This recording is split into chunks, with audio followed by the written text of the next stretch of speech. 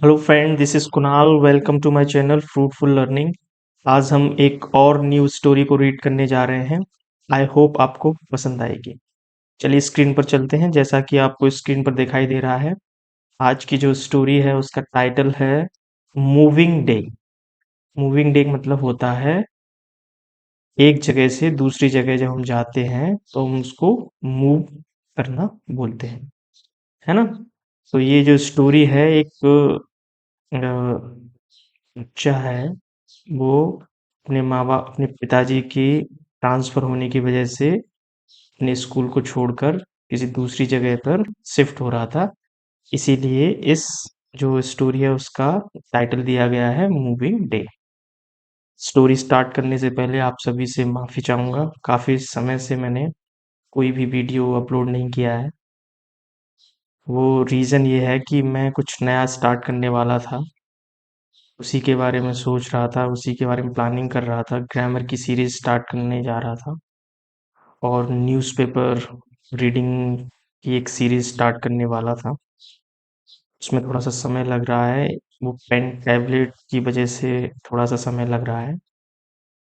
तो थोड़ा सा समय और दीजिए, उसके बाद सब कुछ अच्छा होने वाला है। बहुत अच्छी क्लासेस आपको मिलने वाली हैं, है ना। तब तक के लिए थोड़ा सा पेशेंस रखिए, है ना।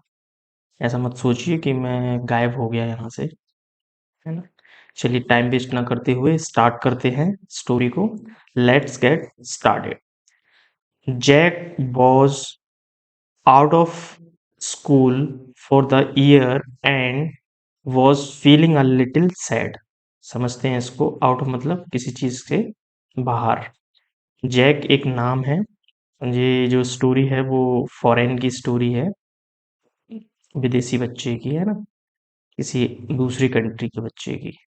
तो इसीलिए ऐसा नाम है, फॉरेनर का नाम है Jack. Jack was out of school for the year. साल मतलब इसका मतलब ये है कि जो जैक है वो अपने स्कूल से बाहर हो गया। And was feeling a little sad. और वो लिटिल मतलब होता थोड़ा, सैड मतलब दुखी। और इस चीज से वो थोड़ा सा दुखी फील कर रहा था, दुखी महसूस कर रहा था। वॉज फीलिंग मतलब ये जो स्ट्रक्चर लग रहा है यहाँ पर, वॉज फीलिंग, ये पास्ट कंटिन्यूअस का है, कोई काम कर रहा था, हो रहा था, है ना। तो उसको क्या लग रहा था जब वो एक मतलब अपने स्कूल से बाहर हुआ, कुछ मतलब एक साल के लिए जब अपने स्कूल से बाहर हुआ तो उसको क्या लग रहा था कि थोड़ा सा अ, दुखी फील हो रहा था, उसको दुखी महसूस हो रहा था। ये इसका मतलब है। एक बार फिर से समझ लीजिए। Jack was out of school for the year. इस साल के लिए जो जैक है वो स्कूल से बाहर था, जब छुट्टियां हो जाती है ना तब। Jack was out of school for the year and feeling little sad. और थोड़ा सा क्या दुखी महसूस कर रहा था। आगे बढ़ते हैं। He wasn't sad that school was over, but said that he would have to move over summer vacation and leave his friends and his tree house। बड़ा सेंटेंस है, इसको समझते हैं, तोड़ते हैं। He wasn't sad that school was over. वो इसीलिए दुखी नहीं था कि उसका जो स्कूल है वो खत्म हो गया, स्कूल की छुट्टी हो गई। वो इसीलिए दुखी नहीं था। बट सैड बल्कि इसीलिए दुखी था कि he would have to move. Would have to एक ग्रामर होती है, विल हैव टू। ऐसे विल हैव टू ग्रामर होती है। जैसे आपने एक ग्रामर सुना होगा, हैव टू। जब हमें कोई काम करना होता है, किसी काम को करने की मजबूरी होती है, तब हम हैव टू का यूज करते हैं। जैसे कि मुझे ये काम करना है, तो हम कैसे बोलेंगे इसको इंग्लिश में? I have to do it. मुझे ये करना है। मुझे कहीं जाना है, आई हैव टू गो, है ना। इस तरह से हम यूज करते हैं जब हम किसी काम को 100% करना चाहते हैं, हमें हमारी करने की मजबूरी होती है, 100% हमको वो काम करना ही है। तब हम यूज करते हैं ग्रामर विल हैव टू। हमें ये काम करना पड़ेगा, तो हम यूज करते हैं विल हैव टू का। ये स्टोरी जो सेंटेंस है वो पास्ट में चल रहा है, इसीलिए विल की जगह पे वुड का यूज हुआ है, बाकी वो ग्रामर वही है। ठीक है, तो क्या मतलब निकल रहा है, जब वो स्कूल से बाहर था, इस साल के लिए जब वो स्कूल से बाहर था, कौन, जैक, तो वो थोड़ा सा दुखी महसूस कर रहा था। इसीलिए दुखी महसूस नहीं कर रहा था कि स्कूल खत्म हो गए, है ना, बल्कि वो किस लिए दुखी था, क्योंकि वो he would have to move, वो उसको जाना पड़ेगा ओवर समर वेकेशन, क्योंकि वो इसलिए दुखी था कि जो समर की वेकेशन होती है, जो छुट्टियां होती हैं गर्मी की, उन गर्मियों की छुट्टियों में उसको जाना पड़ेगा and leave his friends and his tree house, और अपने दोस्तों और जो उसका ट्री हाउस था उसको छोड़कर जाना पड़ेगा, इसीलिए वो दुखी था। कि उसको जो छुट्टियों में बच्चे होते हैं उनको बहुत एक्साइटमेंट रहता है, वो खेलते हैं, एंजॉय करते हैं, वो अपने जो दोस्त हैं और जो ट्री हाउस है जो उसको बहुत पसंद था, उसको उसी उन्हीं गर्मियों की छुट्टियों में छोड़कर जाना पड़ेगा, इसीलिए वो दुखी था। इतने से सेंटेंस का ये मतलब है। आगे बढ़ते हैं। The tree house was Jack's favourite, sorry, the tree house was Jack's favorite place to go when he wanted to be alone. समझते हैं इसको। ट्री हाउस, जो ट्री हाउस है, जो ट्री हाउस था वो क्या था, वो जैक्स फेवरेट प्लेस, वो जैक का सबसे पसंदीदा जगह थी। जैक के ऊपर जो कॉमा लगा हुआ है उसको हम बोलते हैं एपोस्ट्रोफी, और इसका मतलब होता है का की के। जैक्स फेवरेट प्लेस मतलब जैक का फेवरेट जगह। जैक की जो फेवरेट जगह क्या थी, ट्री हाउस। टू गो मतलब जब वो when he want to be alone, जब वो अकेले में रहना चाहता था, तब उसकी जो फेवरेट जगह थी जहां वो अपना अकेलापन बिताता था, वो क्या थी, ट्री हाउस। आगे बढ़ते हैं। He also liked taking his friends there too। इसका मतलब ये है, वह also मतलब भी पसंद करता था, वह ये भी पसंद करता था taking his friends there too, वो उस ट्री हाउस पर अपने दोस्तों को ले जाना भी पसंद करता था। ये इसका मतलब। आगे बढ़ते हैं। They would play for hours। They would play for hours. देखो जो वुड है इसके कई सारे मीनिंग होते हैं, वो जब मैं ग्रामर पढ़ाऊंगा ना तब इसके सारे मीनिंग्स एक साथ बताऊंगा एक ही वीडियो में, है ना। ये पूरा टॉपिक है। अभी इसको समझ लीजिए। वुड का मतलब यहाँ पर जो है वो है यूज टू। यूज टू मतलब होता है कोई काम किया करते थे, बचपन में कोई काम किया करते थे, उसके लिए हम वुड का यूज करते हैं। चाहे यहाँ पर वुड की जगह पे यूज टू यूज कर लीजिए या वुड यूज कर लीजिए। वो वुड प्ले फॉर आवर्स, वो वहां पर घंटों खेला करते थे, ये इसका मतलब है। They would play for hours, वो वहां घंटों खेला करते थे। कहाँ पर, वो ट्री हाउस पर। आगे बढ़ते हैं। देखो ये जो स्टोरी है वो एक कन्वर्सेशनल स्टोरी है, हम डेली लाइफ में कैसे कन्वर्सेशन करते हैं उससे रिलेटेड आपको यहाँ पर वोकैब और वर्ड सीखने को मिलेंगे, है ना। तो ध्यान से सुनिए। आगे बढ़ते हैं। मॉम आस्क जैक, मॉम ने जैक से पूछा, क्या पूछा, what was wrong when he came home from school.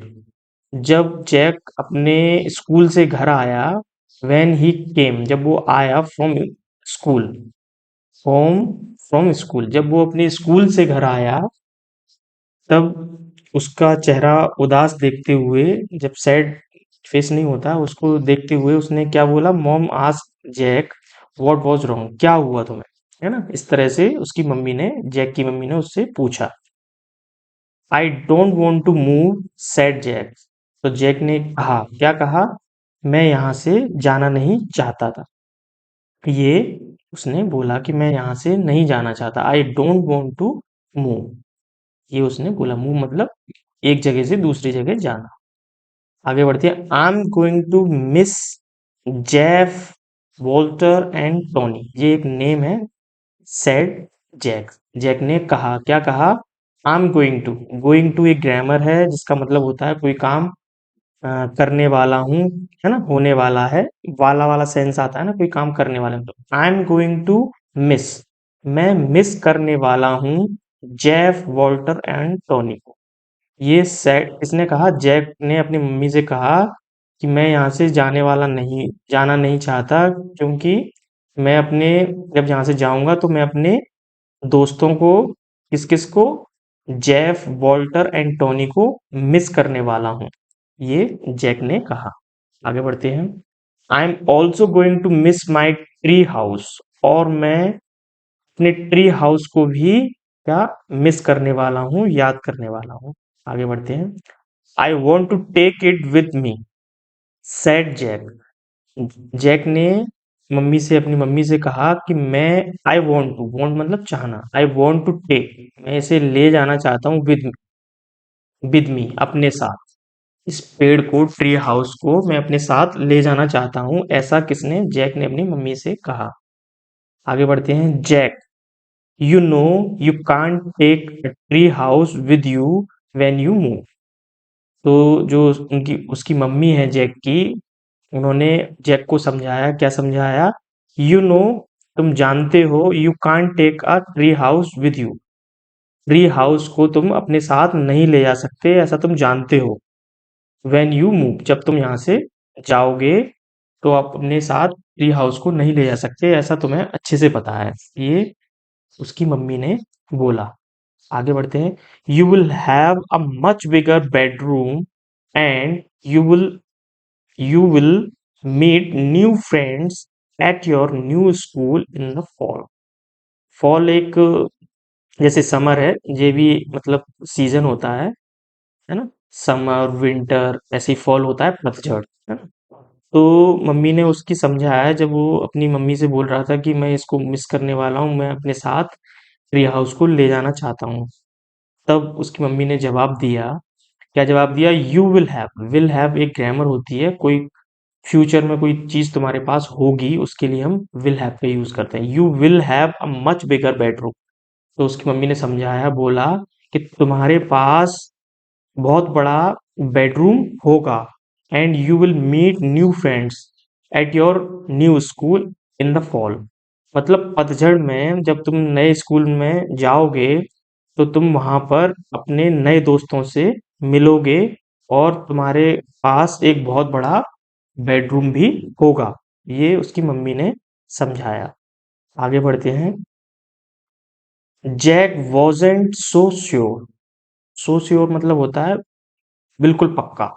तो जो जैक है, वॉजेंट सो श्योर, वो बहुत ज्यादा मतलब श्योर नहीं था मम्मी की इन बातों को सुनकर। आगे बढ़ते हैं। Moving day had arrived. जो जाने का समय था वो आ चुका था।